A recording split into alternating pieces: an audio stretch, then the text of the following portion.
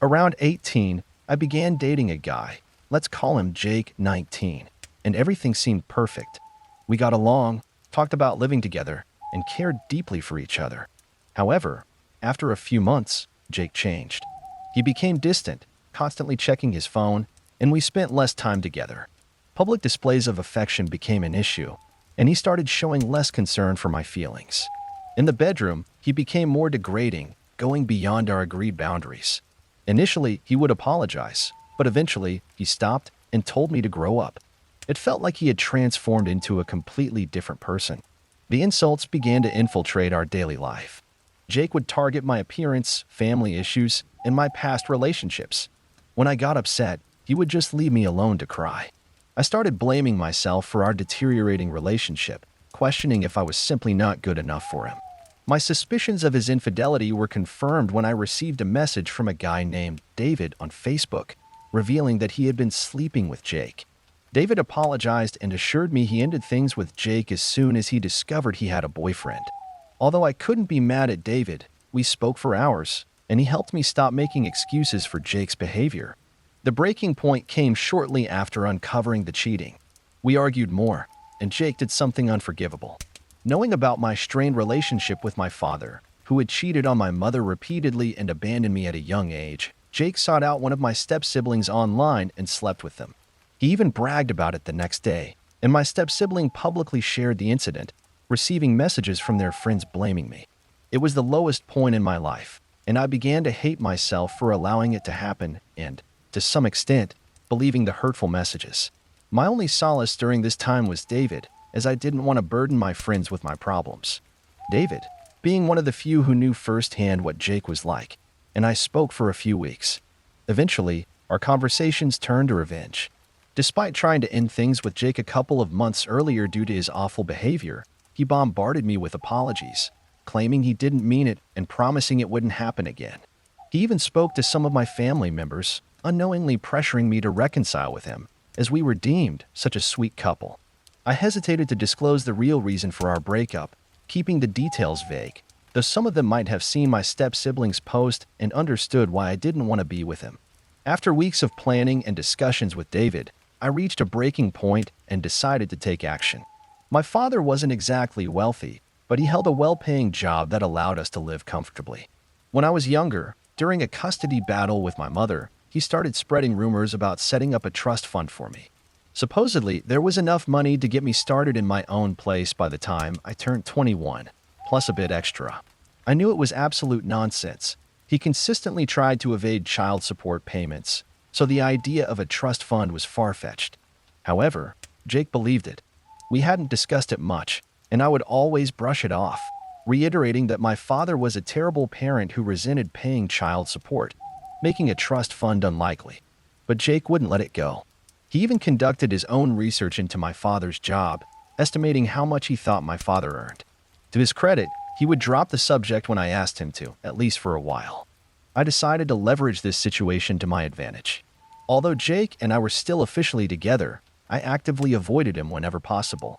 One night, I sat him down and casually mentioned that, as I would be turning 18 in a couple of weeks, I had started thinking about us getting our own place, with the trust fund my father supposedly set up for me. Instantly, Jake's mood lifted. It seemed like the first time in months that he'd said anything genuinely positive to me outside of public or social settings. While this almost made me reconsider my plan, a conversation with David later that night reminded me of Jake's inevitable return to his degrading attitude. We began looking at flats, and Jake generously allowed me to have the final say and handle the paperwork. It surprised me a bit, as I had expected him to want his name on everything to secure his place. Yet, after everything, sleeping with my step-sibling, degrading me, shattering my self-confidence, and regular infidelity, Jake likely believed I wouldn't kick him out, regardless of his actions. Anyway, I started picking up extra shifts at work to save enough money for the move. However, it wasn't with Jake. Instead, I was moving in with my friend Emma. We had both been considering moving out for a while, and the idea of being roommates clicked. We found a charming one-bedroom flat close to our college and workplaces, got things in order, and prepared for the move. To avoid any trouble reaching my mother's doorstep if Jake caused a scene, Emma assured me she'd handle him if needed and advised me not to worry about him showing up at our front door. Then came the next phase of the plan. A week before Jake and I were supposed to move into our own flat, I seized the opportunity to swipe his phone for a few minutes. He had become nonchalant about leaving his phone unattended, often boasting about his freedom to sleep with whomever he pleased and return to a little bitch making him dinner.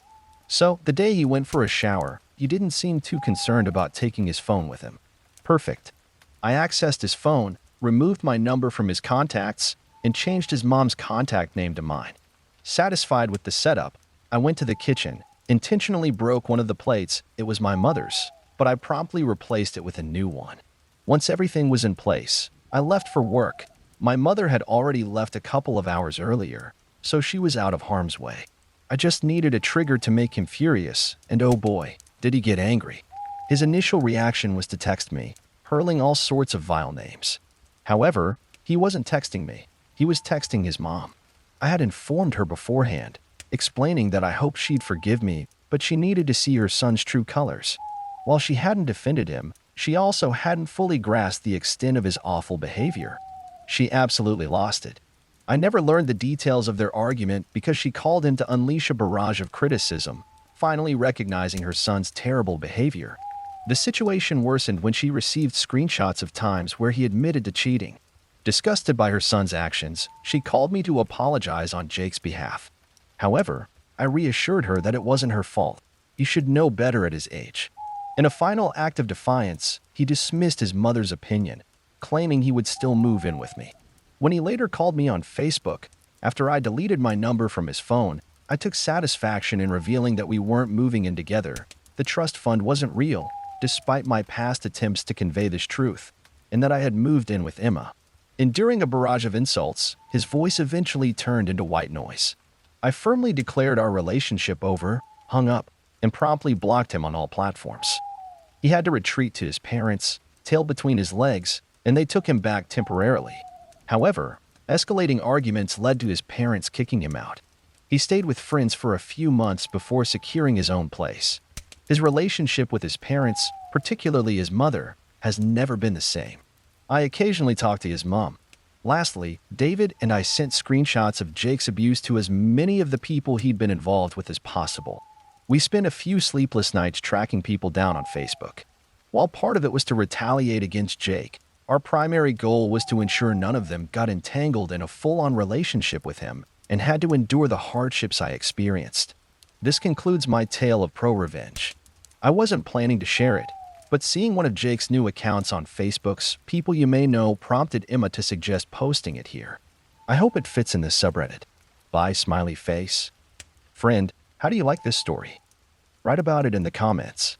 Let's get together 1,000 subscribers on this channel. It's very important to me. Love you.